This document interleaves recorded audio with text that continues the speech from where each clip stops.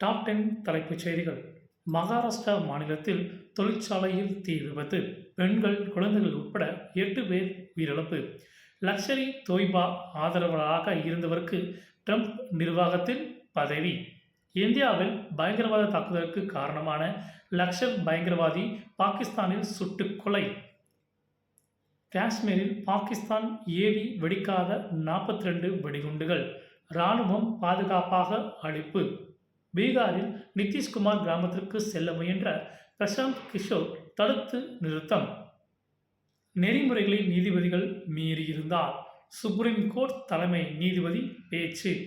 10ஆம் வகுப்பில் ரோபோட்டிக்ஸ் பாடம் கேரளாவில் கட்டாயம்.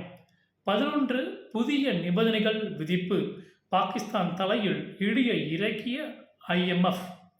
பின்லாந்தில் ஹெலிகாப்டர் மோதி விபத்து. 5 பேர் பரிதாப பலி. எவரெஸ்ட் பேஸ் கேம்ப் சிகரம் அடைந்து சாதனை படைத்த 6 வயது தமிழக சிறுமி.